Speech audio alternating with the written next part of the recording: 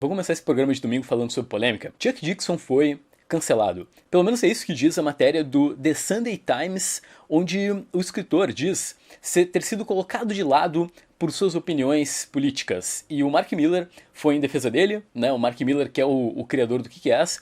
Eu acho que todo mundo aqui conhece o Chuck Dixon. O cara é basicamente uma lenda. Escreveu Batman durante muito tempo, ali nos anos 90, né? Foi peça-chave ali na Queda do Morcego. E é um baita de um escritor também do Justiceiro. É um cara que manda muito bem escrevendo esses dois personagens. Se tu não tá acompanhando as notícias lá de fora, nos últimos anos, o Chuck Dixon, ele virou uma espécie de... Como o cara teve toda uma história nos quadrinhos, ele se tornou uma voz muito poderosa na guerra cultural, né? Ele é um cara que critica as políticas identitárias da Marvel e da DC. Para ter uma ideia, há algum tempo ele comentou que ele não vê esperança de mudança. Particularmente, ele acredita que a Marvel e a DC estão num tipo de pacto suicida para destruir os quadrinhos norte-americanos. E ele começa a acreditar que isso é intencional por parte das editoras. Eu sou um fã do Chuck Dixon, eu gosto muito do que ele fez, então, tanto no Justiceiro quanto no Batman, né? Tudo que eu li é muito bom. Eu gosto também de uma série dele chamada Mundo Invernal, que saiu pela Mitos aí há alguns anos. Mas, cara, vamos parar pra pensar. Tu tem uma empresa, e tem um ex-funcionário que fala mal da tua própria empresa o tempo todo. Por mais que o cara, não importa se o cara tá certo ou errado, tu nunca vai chamar o cara de volta para ocupar o mesmo cargo. E ao mesmo tempo a gente tem que levar em conta que os últimos trabalhos do Chuck Dixon na DC foram péssimos, assim. Teve aquele Bane a Conquista, que é mais ou menos aquela pegada da Marvel, né, de chamar um escritor para meio que trabalhar em histórias atemporais, né. A Marvel tem, por exemplo, o Peter David, que trabalha direto aí no Homem-Aranha 2099, ou mesmo o David Michelinie lá no Homem-Aranha com o Simbionte. Então, foi o Chuck Dixon que escreveu o Bane, e cara, é um dos piores quadrinhos que eu li talvez na vida, assim, é muito ruim. Ao mesmo tempo, a gente tem um caso na DC, que é o Bill Willingham. Ele é republicano e ele trabalha na empresa, sei lá, trabalha no Batman, trabalha em vários personagens. Ele é um cara que já falou mal da própria indústria, inclusive, em entrevistas. Pra mim, o grande ponto é saber como se posicionar, sabe? A radicalização. Porque também a gente não pode ir pro mundo de unicórnios fofinhos, onde a Marvel e a DC estão super preocupadas com as políticas identitárias, né? Na verdade, o que a empresa não quer é dor de cabeça. Então, se tu causar dor de cabeça, tu não vai ser chamado, e é isso. Tá começando o melhor programa da internet. Vocês estão bem, galera? Oi, começamos bem o domingo. E eu acho que vocês curtem esses bastidores, histórias do que tá rolando na indústria. Lembra de apertar no botão do like. Aqui na tela estão os nomes dos apoiadores do canal que vão participar do sorteio que vai rolar na sexta-feira especial de Natal. Vai ter muita coisa. Bookplate, vai ser loucurada, galera. Essa semana, a Panini Comics anunciou os lançamentos de fevereiro do ano que vem. Nossa, ano que vem tá quase aí, gente. Mas olha só, o importante é que vários desses anúncios são da CCXP, então a gente tem uma noção de data do que vai sair do que eles anunciaram. Eu não vou comentar tudo, porque o plano é fazer um vídeo só sobre os anúncios e aí ler tudo, etc. O importante é que eu vou comentar alguns dos mais relevantes, assim. Um deles eu acho que é o Justiceiro, nova fase, né, que teve toda a polêmica do símbolo dele no peito, e se ele vai virar um ninja ou não. Na verdade, essa minissérie ela nem terminou lá fora, então a gente não sabe bem o destino do Castle, mas por enquanto é isso. Temos aí um Justiceiro Ninja e que eu detestei. Cara, como eu fiquei com raiva dessa fase.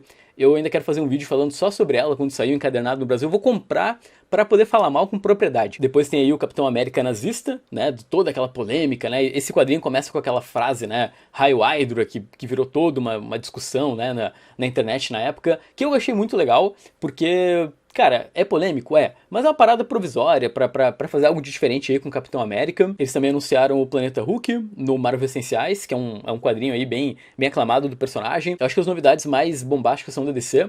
Temos aí a mensal do Batman, que a Panini confirmou que basicamente vai ter dentro Detective Comics e Batman. Então é legal que é uma mensal só com as principais séries do Homem-Morcego lá fora. E tem equipes criativas ótimas, ó, é Chip Zdarsky fazendo o Batman e o Ran Vina Detective. Stargirl do Jeff Jones, que é um DC Vintage, acho que esse foi muito de explodir a cabeça da galera. Essa fase, ela foi publicada da personagem durante a Sociedade da Justiça, então acaba sendo um complemento ali do Omnibus. Lucifer, então tá confirmado, é pra fevereiro que a Panini vai republicar, então, quer dizer, republicar uma parte e publicar pela primeira vez aí a série regular desse personagem aqui no Brasil. Tem o Grandes Tesouros DC, que é uma nova coleção da Panini. Gotham, olha aí.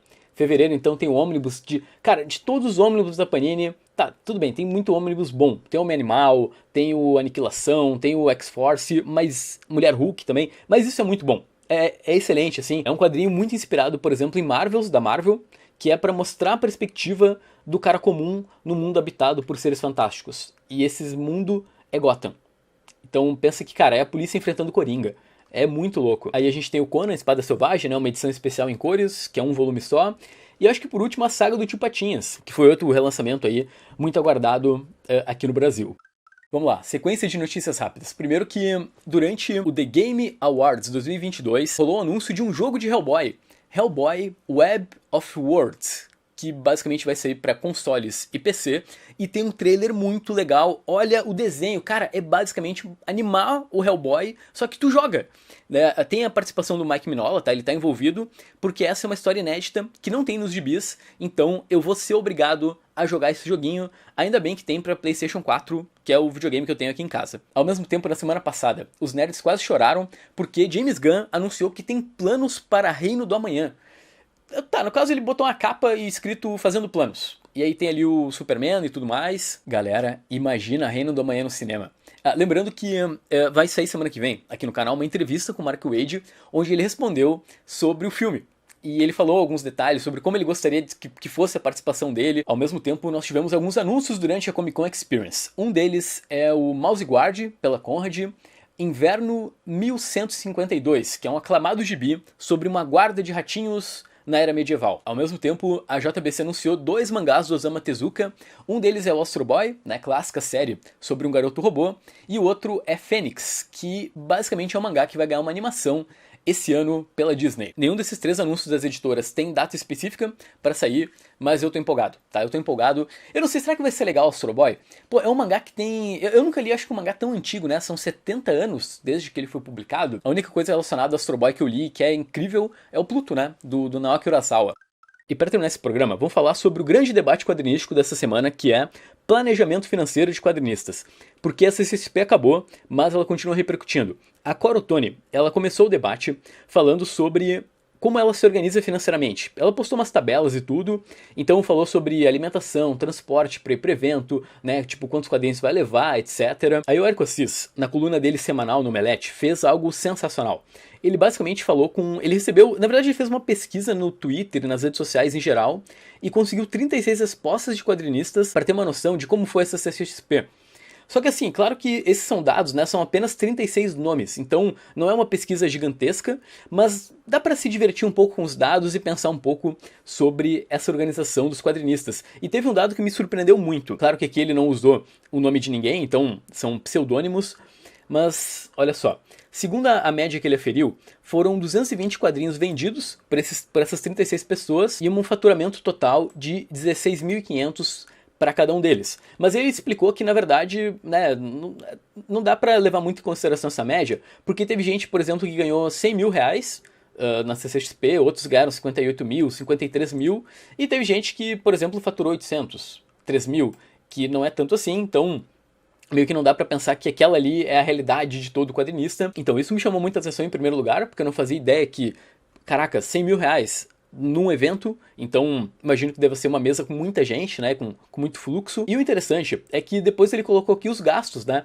porque cada quadrinista vai ter um gasto específico no evento. Então, por exemplo, se tu não é de São Paulo, é lógico que tu vai gastar com transporte, com hospedagem. E aí, por exemplo, o Kurt Wagner, que é um dos que foram entrevistados, né, ele faturou 58 mil, mas o investimento dele foi de 30 mil, entre gráfica, hospedagem, assistentes, etc. E também é interessante como variou muito essa CCXP, porque teve gente que, por exemplo, sei lá, o cara tinha expectativa de ganhar o mesmo do ano passado, e aí ele ganhou menos, ou ganhou mais, ou dobrou o que ele estava planejando. Então, pelos dados que ele apresentou aqui, é difícil de ter realmente uma média. E aí o que acabou repercutindo muito dessa coluna foi a questão da discussão sobre vender print ou não. E esse é um debate bom da gente fazer, porque tem uma, vamos dizer assim, uma divisão entre os quadrinistas, porque tem a galera raiz, vamos dizer assim, que tá na CCXP para fazer quadrinho e vender quadrinho, e ao mesmo tempo tem a galera que, beleza, vai fazer quadrinho, mas ele faz também um print. E aí, sei lá, tem o The Batman, tá todo mundo falando The Batman. O cara vai lá, faz um desenho do The Batman e vai vender no evento. E essa situação levanta aquele debate sobre, beleza, o Arts Alley é pra quê? É pra vender quadrinho? É pra vender os dois? É pra vender só print? Como é que funciona? E isso é muito interessante porque é real, assim. Eu já conversei com grandes quadrinistas, caras assim, gigantes, com muita publicação.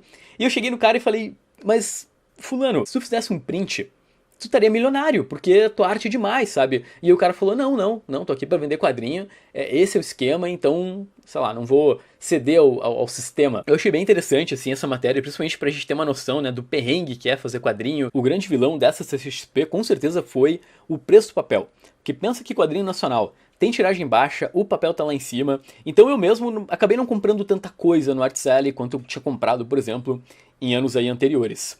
Tá acabando. Tá, infelizmente a gente chega naquele momento que o programa acaba. Eu tô empolgado, galera. Voltando aí pro programa de domingo, né? Semana passada não teve por causa do evento. Mas é isso, tá? Lembra de apertar no botão do like. Espero que essa semana seja ótima. Aí do seu lado, faz um monte de coisa legal, lê muita coisa, porque eu vou vir aqui falar sobre o que eu li, tá? Então tu aparece também, tá? Aparece lá no meu Instagram, em qualquer lugar. Vamos trocar uma ideia e até o próximo vídeo. Boa noite. Tá acabando esse jornalzinho.